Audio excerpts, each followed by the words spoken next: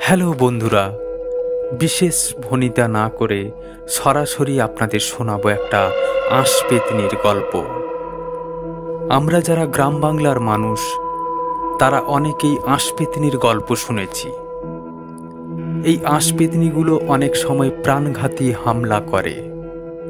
আমাদের দাদু ঠাকুরদারা অনেক সময় এই আঁশপেতনির কবলে পড়েছেন এবং কোনো মতে প্রাণ বাঁচিয়ে ঘরে ফিরেছেন। তেমনই এক আঁশপেতনির গল্প আজ আমি আপনাদের শোনাব। এই গল্পটি আমার ছোটবেলায় দাদুর মুখ থেকে শোনা গল্প। সেই গল্পটি আজ আপনাদের শোনাব। যদি ভালো লাগে তাহলে অবশ্যই আপনার মূল্যবান মতামত দিতে ভুলবেন না। শ্রোতা বন্ধুদের অনুরোধ করব, গল্পটি শুরু থেকে শেষ পর্যন্ত শুনবেন। আশা করি আপনাদের সকলের মনোগ্রাহী হবে। যে সমস্ত শ্রোতা বন্ধুরা এখনও আমার এই ছোট্ট ইউটিউব চ্যানেলটি সাবস্ক্রাইব করেননি, তাদের অনুরোধ করব অবশ্যই সাবস্ক্রাইব করে নেবেন এবং বেল আইকনটি বাজিয়ে রাখবেন। অবশ্যই লাইক, কমেন্ট, শেয়ার করতে ভুলবেন না। চলুন বন্ধুরা, সরাসরি আজকের গল্পে ডুব দেই। গল্প আঁশপেতনির কীর্তি। আঁশপেতনির কীর্তি, আঁশপেতনির কীর্তি।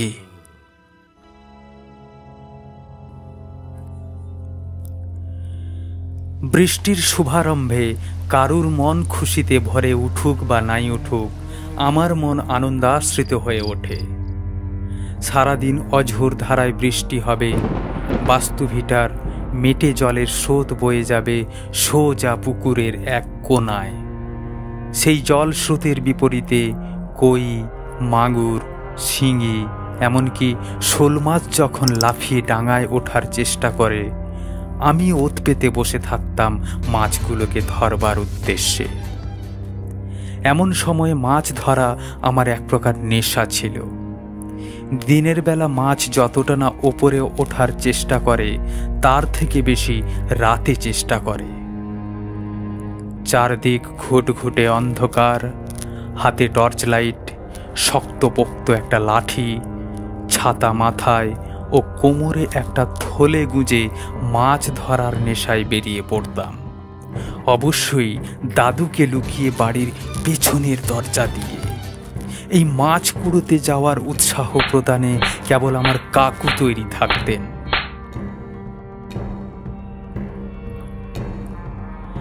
সেবার খুব বৃষ্টি হচ্ছিল। আমার মন উসখুস করছে, কখন যাব মাছ ধরতে। শ্যান্য দৃষ্টিতে তাকিয়ে রয়েছে মেঠো রাস্তার দিকে।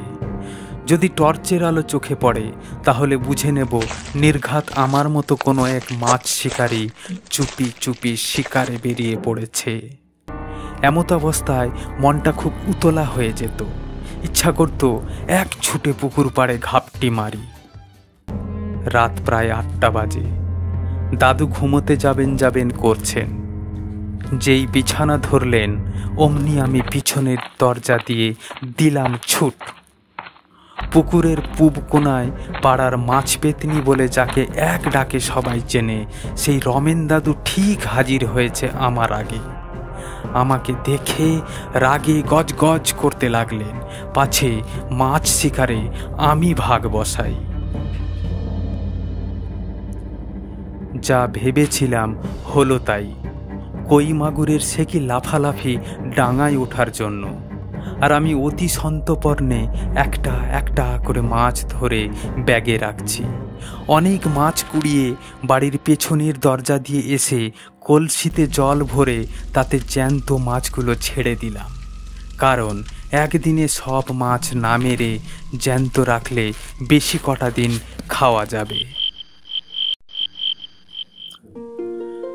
পরের দিন দুপুরে দাদু যখন খেতে বসলেন, পাতে কই মাছের ভাজা ও মাগুর মাছের ঝোল দেখার সাথে সাথে আনন্দিত না হয়ে মুখ ঝামটা দিয়ে আমায় ডাক দিলেন।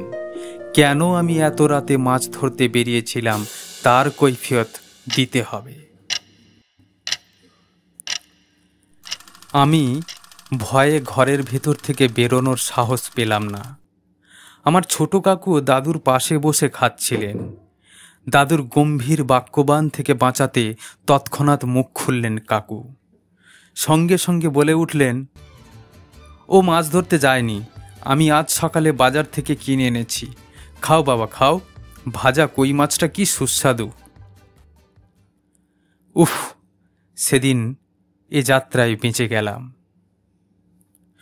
দুপুরবেলা ঘুমানোর সময় দাদু আমাকে ডেকে বললেন, আমার কাছে শুয়ে পড়, একটা ঘটনা শোনাবো তোকে, তারপর তুই আর কোনোদিন মাছ ধরতে অন্তত রাতে বেরোবি না। ভয়ার্ত মুখে চোখে দাদুর কাছে শুয়ে কম্বলের তলায় আশ্রয় নিলাম। মনোযোগের সহিত গল্প শোনার চেষ্টা করছি। দাদু গল্প বলা শুরু করলেন। আমি তখন ছোট ছিলাম। আমি আর তোর ছোট দাদু, আমাদের দুজনের খুব নেশা ছিল মাছ ধরবার। ওই যে বাঁশ বাগানের ওপারে আমাদের ছোট পুকুর আছে, এক সময় তাতে প্রচুর চংলা মাছ, রুই কাতলার চাষ হতো। আমি আর তোর দাদু জাল ফেলে মাছ ধরব বলে একদিন আগের দিন রাতে কথা বলছিলাম। হঠাৎ সদর দরজায় কেউ যেন ঠক ঠক করে চলে গেল। আমরা দুজন বাইরে বেরিয়ে দেখি কেউ নেই। ভাবলাম হয়তো কুকুর বা শেয়াল হবে। ঘরে ঢুকে দুজনে দরজার খিল তুলে ঠিক করলাম কাল সকালে সূর্য ওঠার আগে পুকুরের মাছ ধরে কাছেই হাটে নিয়ে যাব বিক্রির জন্য। যার ঘুম আগে ভাঙবে সে ডেকে তুলবে, তারপর একসাথে মাছ ধরতে যাওয়া হবে।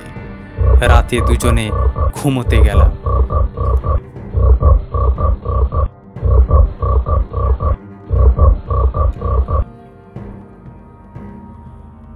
শেষ প্রহরের জ্যোৎস্নার আলোয় বাইরে চারিদিক আলোকিত।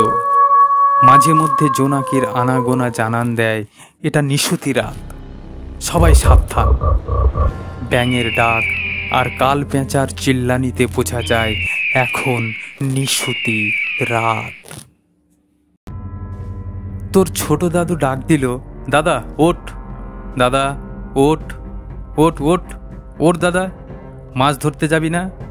কখন ভোর হয়ে গেছে, তাড়াতাড়ি আয়, আমি পুকুর পাড়ে চললাম, তুই জাল নিয়ে চলে আসিস। ঘুম ঘুম চোখে তাড়াহুড়ো করে উঠে জালটা কাঁধে ফেলে বেরিয়ে পড়লাম। বাইরে বেরিয়ে দেখি জ্যোৎস্নার আলোয় আলোকিত। টপ টপ করে সজনে ফুল ঝরে পড়ছে সজনে গাছের গোড়ায়। আঁকাবাঁকা সজনে গাছের ডালগুলোর ছায়া নিচে এমনভাবে ছড়িয়ে পড়েছে, সে ভয়ঙ্কর দৃশ্য দেখলে তোর মনেও শিহরণ জাগবে। পাশের বাঁশ বাগানের তলা দিয়ে শিশির স্নাত শুকনো পাতার ওপর দিয়ে মচ মচ করে হেঁটে চলেছি। হালকা হাওয়ায় বাঁশগুলো এমনভাবে নড়ে উঠছিল যেন মনে হয় কেউ বাঁশ গাছের ডগায় লাফালাফি করছে।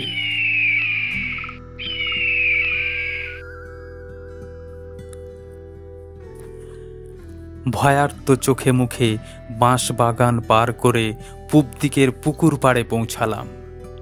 গিয়ে দেখি ভাইয়ের দেখা নেই। ডাক দিলাম তোর ছোট দাদুকে, ভাই ভাই ভাই, ও ভাই ভাই, কোথায় আছিস তুই? তাতেও শুনল না। এদিক ওদিক উঁকি ঝুঁকি দিয়ে দেখার চেষ্টা করলাম। ঘন কুয়াশার আড়ালে পুকুরের পশ্চিম পাড়ের নুইয়ে পড়া অর্জুন গাছের গোড়ায় কেউ একজন চাদর মুড়ি দিয়ে বসে আছে। মনে শান্তি ফিরে এলো ভাইকে দেখে। পুকুরের মাছের লাফালাফি অতিমাত্রায় বেড়ে গেছে। আমি ফটাফট জালটা ঠিক করে পুকুরের দক্ষিণ পশ্চিম কোণে ফেললাম। ততক্ষণে কুয়াশা যেন চারিদিক থেকে ঘিরে ধরছে। কাছাকাছি কিছু দেখা যাচ্ছে না। জাল ভর্তি মাছ তুলে ভাইকে ডাক দিলাম মাছগুলো কুড়িয়ে রাখতে। ভাই, ও ভাই, এদিকে আয়, মাছগুলো কুড়িয়ে ব্যাগে রাখ। নিমেষে চাদর মুড়ি দিয়ে ভাই ওপার থেকে এপারে হাজির, আর জালের সামনে বসে চটপট মাছগুলোকে তুলে থলেতে ভরছে। আমি অবাক হলাম, এত তাড়াতাড়ি মাছগুলো কিভাবে খুলছে জাল থেকে। মুখটা ঢাকাই আছে, ঘন কুয়াশা ও শীতের জন্যে ভাই হয়তো মুখ ঢেকে চাদর মুড়ি দিয়েছে। ওকে জিজ্ঞেস করলাম, তোকে কি খুব শীত করছে? ভাই কোনো উত্তর না দিয়ে চটপট জাল থেকে দূরে সরে গেল। ভাবলাম হয়তো কথা বলছে না এই কারণে যদি মাছগুলো শব্দ পেয়ে এলোমেলো হয়ে জলের তলায় এদিক ওদিক ছড়িয়ে না যায় সেই জন্য। আমিও আর কথা না বাড়িয়ে জাল পরিষ্কার করে পুকুরের উত্তর পূর্ব কোণের উদ্দেশ্যে রওনা দিলাম এবং জাল ফেললাম। কিছু একটা বড় ঠেকেছে জালে। বুঝেই ভাইকে ডাক দিলাম সাহায্যের জন্যে। ভাই, ভাই, আমার কাছে আয়, জালটা টানতে একটু সাহায্য কর, বড় কিছু ঠেকেছে মনে হয়। আমি যেদিকে নিমেষেই সেদিকের পুকুর পাড়ে ভাই এসে হাজির। আবার অবাক হলাম, এত তাড়াতাড়ি কিভাবে ওপার থেকে এপারে আসছে। এক হাঁটু জল নেমে জাল টেনে উপরে তুলছি, দেখি মস্ত বড় কাতলা ঠেকেছে জালে। আস্তে করে জালটা ওপরে তুললাম। দেখলাম প্রায় 10 হাত দূরে ভাই কেমন লাফালাফি করছে। ভাবলাম হয়তো বড় মাছ পড়েছে তাই আনন্দ পাচ্ছে। বড় কাতলাটাকে আমার একার পক্ষে সামাল দেওয়া মুশকিল হচ্ছিল। ছটফট করতে করতে মাছটা জলে পড়ে গেল। অমনি ভাই লাফ দিয়ে জলে কাতলা মাছটা ধরবে বলে এগিয়ে গেল। ওর হাতে মাছ ধরার যে ব্যাগটা ছিল সেটাও নেই। কেমন যেন জলের উপর দিয়ে অনায়াসে হাঁটতে হাঁটতে পুকুরের মাঝখান দিয়ে ওপারে চলে গেল। আমি ভয়ে চুপসে যেতে লাগলাম। মনে মনে ভাবলাম, এটা আমার ভাই হতে পারে না, নিশ্চয়ই কোথাও গন্ডগোল হচ্ছে। আমি অতি সাবধানে জালের যে দড়িটা আমার হাতে বাঁধা ছিল সেটা খুললাম, আর এদিক ওদিক না তাকিয়ে বাড়ির উদ্দেশ্যে দিলাম ছুট। আমার পেছন পেছন সেই পেতনিটাও ছুটছে। হাঁপাতে হাঁপাতে বাড়ির দরজায় জোরে জোরে ধাক্কা দিলাম। এত রাতে কে টোকা দিচ্ছে জানতে চাইল মা। আমি চিৎকার করে বলতে লাগলাম, আমি আমি আমি গোপাল, মাছ ধরতে গেছিলাম, তাড়াতাড়ি দরজা খোলো মা, তাড়াতাড়ি দরজা খোলো। মা তাড়াতাড়ি দরজা খুলে আমাকে ভেতরে নিয়ে দরজায় খিল তুললেন। হঠাৎ বাইরে কে যেন কর্কশ আওয়াজ করতে করতে দরজার সামনে থেকে কাঁদতে কাঁদতে মিলিয়ে গেল।